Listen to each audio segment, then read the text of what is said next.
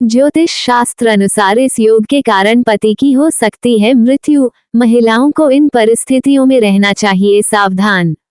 जब किसी महिला की कुंडली में सप्तम और सप्तमेश मंगल, सूर्य और राहु से संबंधित हो तो उस महिला को अपने पति से अलगाव का सामना करना पड़ता है। जीवन में विवाह एक महत्वपूर्ण घटना है। ज्योतिष शास्त्र में जातक की जन्म कुंडली उस व्यक्ति के पूरे जीवन का वर्णन करती है। इसके लिए एक ज्योतिषी को उस जातक के जन्म से संबंधित कुछ जानकारी की आवश्यकता होती है, जैसे जन्म का नाम, जन्म तिथि, जन्म का समय, जन्म स्थान आदि। साथ ही ये पहचानना भी महत्वपूर्ण है कि चार्ट पुरुष का है या महिला का।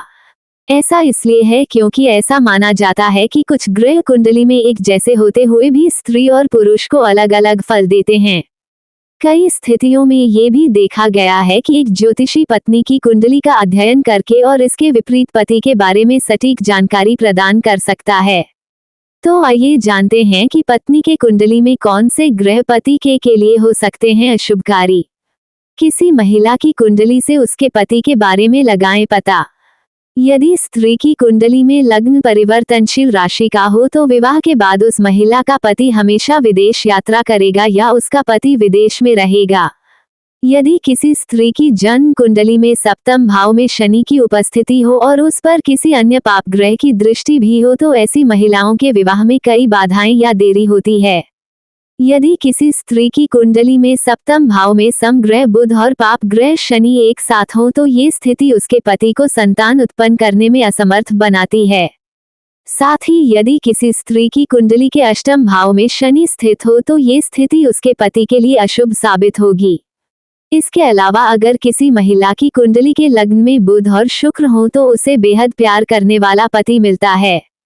वहीं यदि कुंडली के सप्तम भाव में अशुभ ग्रह हो तो स्त्री को क्रूर, दरिद्र और चालाक व्यक्तित्व वाला पति मिलता है। यदि किसी स्त्री की कुंडली के सप्तम भाव में शुभ ग्रह हो तो उसका पति सुंदर, विवेकपूर्ण और उच्च शिक्षा प्राप्त करने वाला होता है।